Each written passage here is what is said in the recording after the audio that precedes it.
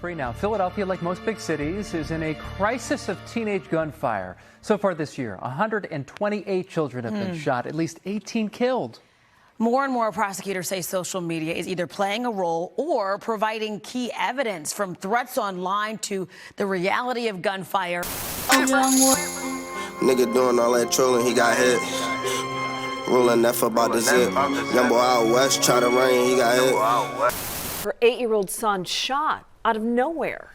The shooting happened last night in Cobbs Creek, and that's where NBC 10's Brandon Hudson is joining us now live. And Brandon, I understand police say these bullets were meant for 2 other teenagers who were outside at the time.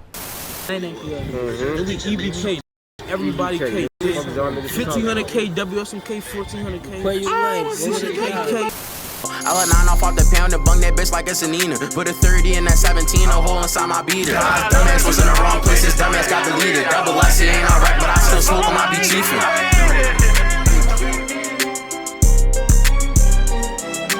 One journey senders get a body, then you gang with us. Bro turn on the switch, he try to hop out, hit her face. You know, the violence in the city is really heartbreaking. There's only but so many condolences and prayers we can offer.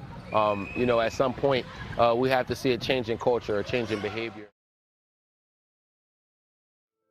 Earlier this month, on August 23rd, NBC 10 released a 3-part series called The Trigger Goes Click: How Social Media is Fueling Philly Area Gun Violence. It talks about how authorities are keeping track on a rise in social media self-snitching and are using evidence they have found to convict people more and more over the last 3 years.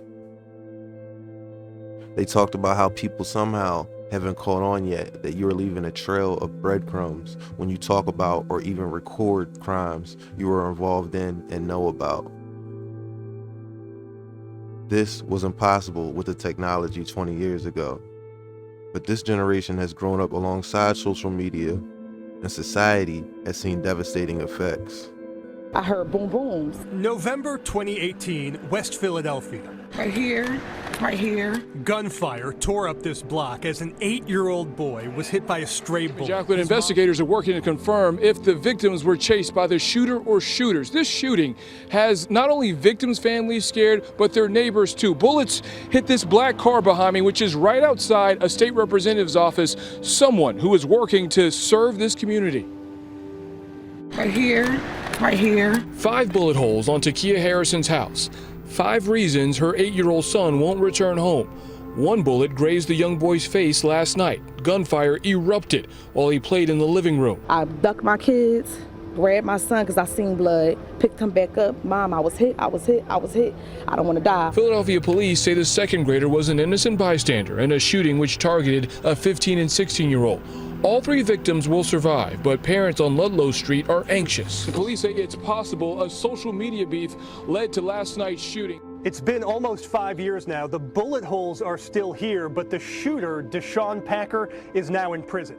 This feud essentially starts over social media. This feud began in the summer of 2018. Police say one group near 64th and Callahill went on Instagram Live, and then one of their rivals just a few blocks away hopped on the chat and started trash talking, split screen. It's a big thing to go on social media and insult the memory of a group's deceased member. Once you go on Instagram Live, they're coming for you. It led to 3 shootings that summer and fall. Prosecutors obtained Instagram data. These are Instagram direct messages showing the accused shooter, Deshaun Packer, posting pics with a similar gun inside a similar car used in that drive-by. So we were able to use these public Instagram posts. Cases like this are now somewhat routine at the task force. Unknown just how much of the city's gunfire has genesis online, but teens here say juvenile beefs are quite public. For it to be happening on Instagram, Snapchat, and all these other apps, it's making it worse. The DA's office points to root causes of violence like poverty, plus a surge of guns on the street,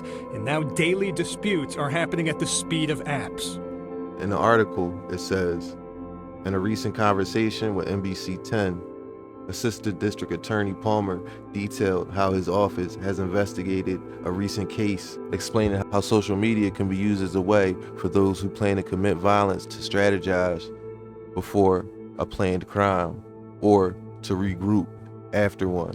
Palmer also discussed how his office can use these posts and online conversations in his investigations. We will look at the victim's social media accounts, said Palmer, because what we want to see is, are they in a dispute with anybody?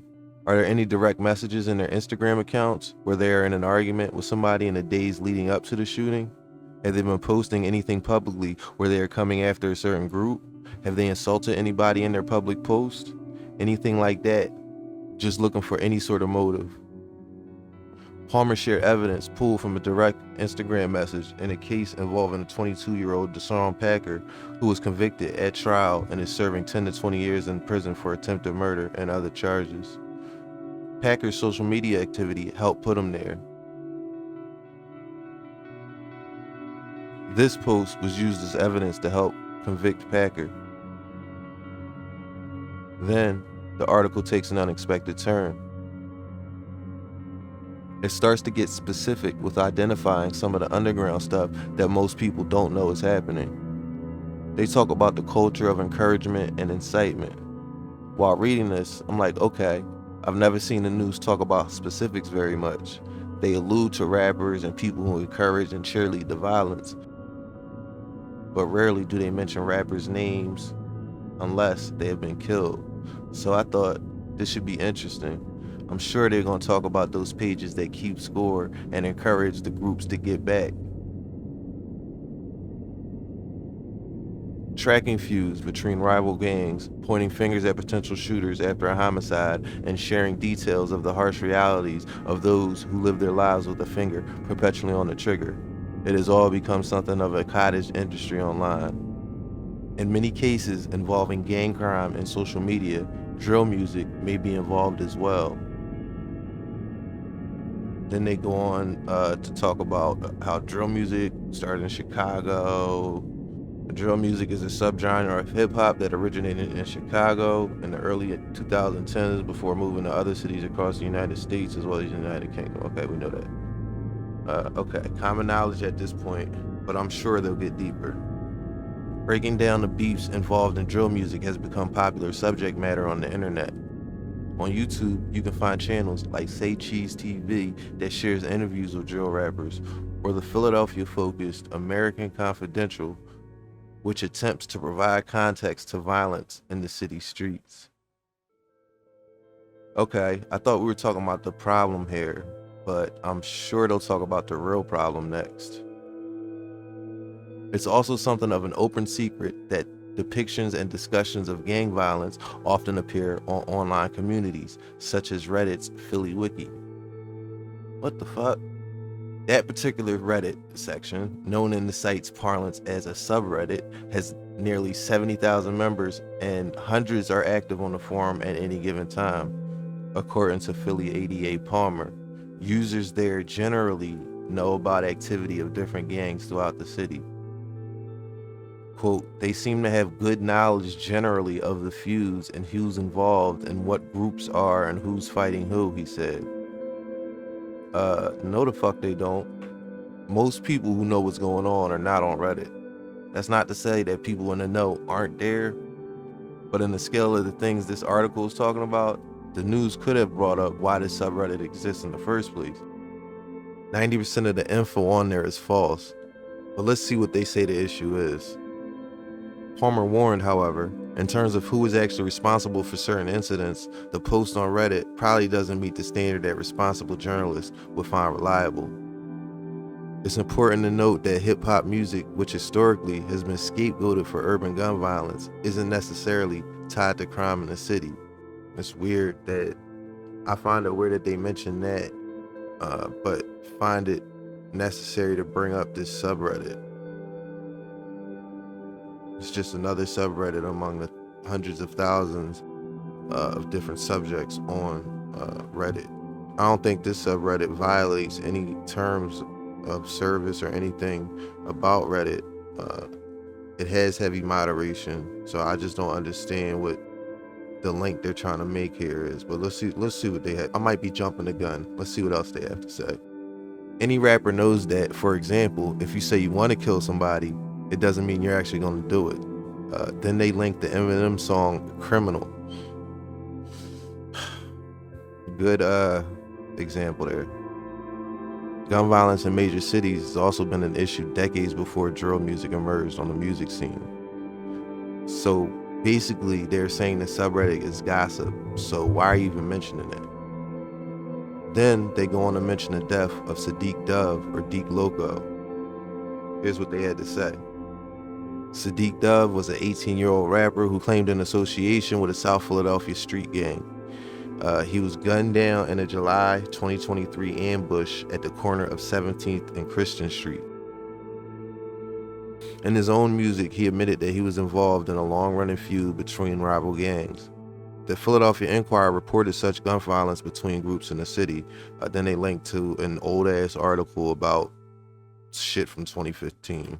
Those online videos and internet bravado led to real-world violence. A photo of Dove's dead body laying face down on the sidewalk along the 900 block of South 17th Street was posted on Reddit shortly after his death. The photo was viewable to the public for weeks, though it has since been deleted. Then they go on to show the photo, which is like, what? Why? To make the point of how desensitized we are to violence around us? I would agree if they had a better example than a subreddit would quote hundreds of people on it at any given time.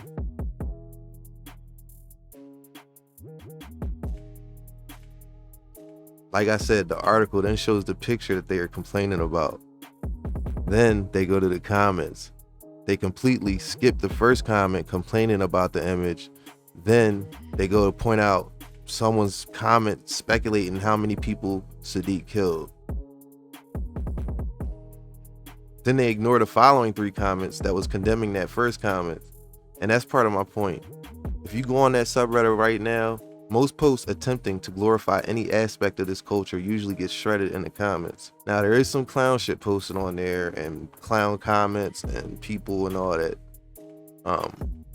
But as a whole, it's a good outlet for younger people to get together and talk about the city and bid all in one place like it was intended. I don't think this news article talking about this should have included that subreddit. I just don't understand why they're going after our city subreddit when I can think of 10 things that they didn't mention that are more harmful about drill rap and the culture surrounding it. Every major city has a subreddit that talks about its hoods and the unique situations we find ourselves living in every day. There are also other subreddits dedicated to violence, including gore and uncensored videos of all kinds of things. Saying this one is unique is a stretch by the news. Plus, if you want to talk about what social media is doing to our kids' brains and not mention what's going over on Instagram, seems like an incomplete story at best and intentionally going out of their way to not single out a single account. Well, over on Instagram, there's something brand new that has somehow crept into the culture of drill rap. Those pages that keep score. Now, I've been watching this develop over the last year or two. And to be clear, there are at least 20 or 30 pages of different sizes and themes. But there is one that sticks out. One that gives me this feeling that they don't want the violence to end. Let's look at an example.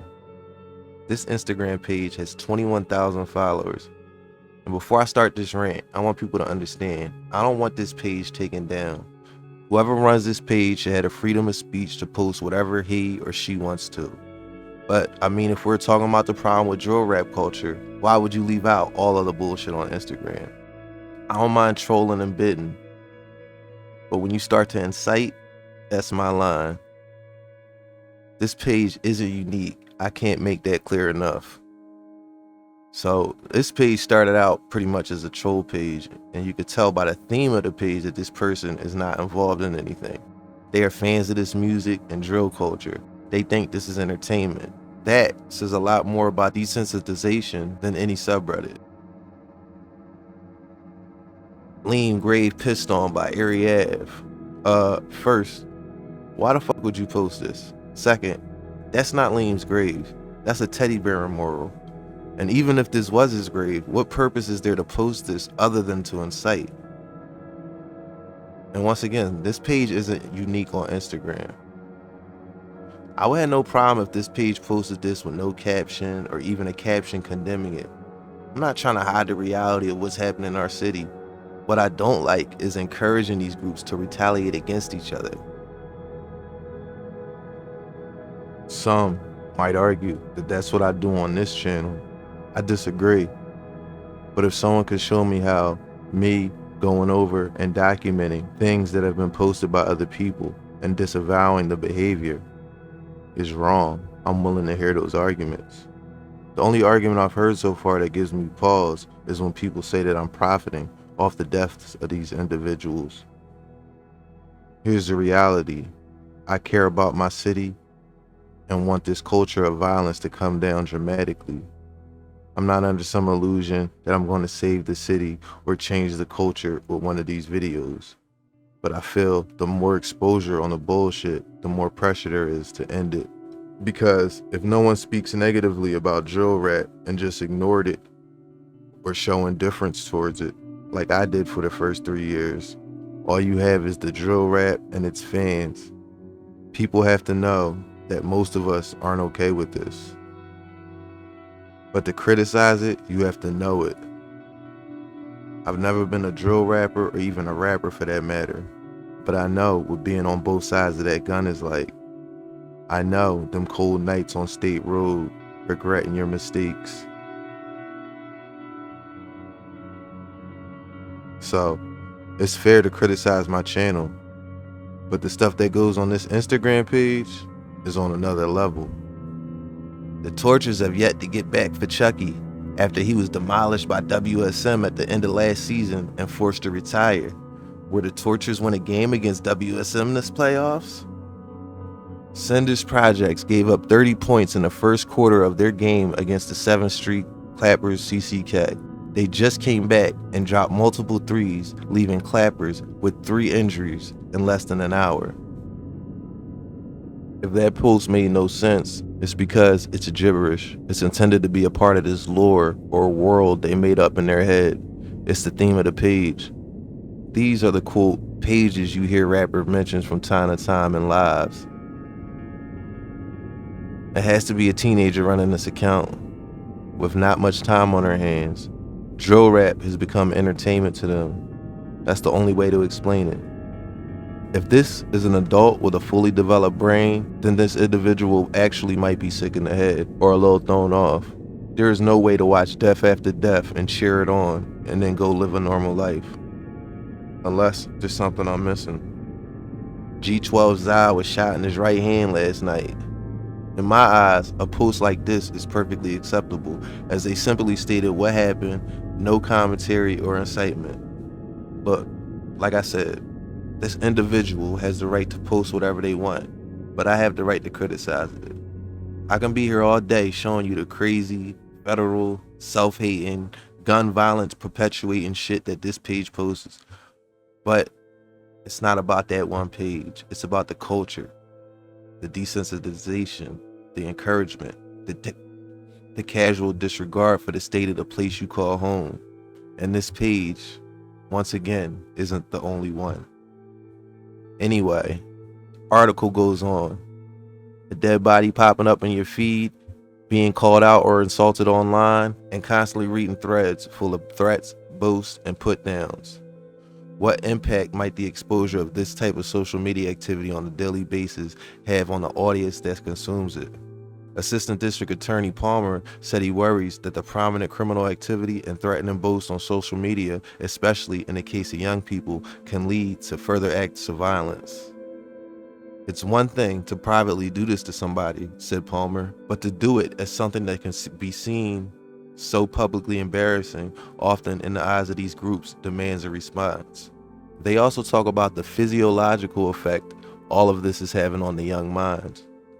Somebody puts up a post insulting, say, Joe Smith, and then everybody goes online and says, oh, so-and-so just called out Joe Smith. What's he gonna do? Maybe under ordinary circumstances, Joe Smith would have been willing to let that roll off his back. But now everyone is saying, what is he gonna do? What is he gonna do? And these people who are not directly involved in the violence themselves are feeding this endless cycle of retaliation like it's a soap opera on TV.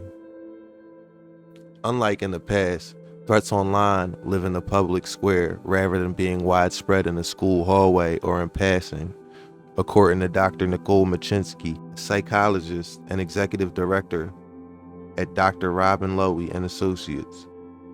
Where bullying used to be something that took place in school, in a schoolyard, and you can escape it, said Machinsky. That's no longer a thing. You can't escape it, right? Because your phone goes with you to all those places. You can look at it and see that someone is saying something cruel about you. You can see that you're being taunted. You can see you're being threatened everywhere. 97% of kids have some sort of social media access, and 75% are on social media every day, according to Dr. Machinsky. With that much time spent online, social media interactions can be just as important as face-to-face conversation. Social media has a huge role in teens' lives, she said. She also noted the most popular content filtered to the top of a user's feed can often be the most negative, because negative posts fuel more interactions than the positive ones. The mental health aspect is key here, because this is the first generation of kids to grow up with nothing but social media. So we have no idea how damaging this is or has the potential to be to their brain and social development. We just assume it has to get better at some point, but we don't know that 100%. Heel Love was killed by a stray bullet. According to court documents, two rival groups from Bristol Township had an ongoing rap beef. Yes, it was on social media, and it further fueled this beef. One group then urinated on the memorial of deceased young men, their rivals, then posted the video online. It led to gunfire. And a young, innocent man was killed. Those taunts have absolutely resulted in shootings and resulted in murders. Bucks County prosecutors say it's just one example of how social media is fueling feuds. And it's not just in Philadelphia and major cities. We're seeing it in the collar counties as well. The county joining a growing lawsuit against major companies, calling out Facebook, TikTok, Instagram, YouTube, and Snapchat. In announcing a lawsuit, Bucks County Solicitor Joe Kahn went as far to compare social media companies to the corporations that profited off the opioid crisis. The algorithms they are using aren't accidentally getting children addicted, said Kahn. They are purposely getting children addicted to using their products, and they are doing it in insidious ways. I've somehow hit 20,000 subscribers, and I owe you guys some kind of random video of your choice. So what do you want to see me cover besides drill rap? Or is that what I should stick to? Let me know in the comments.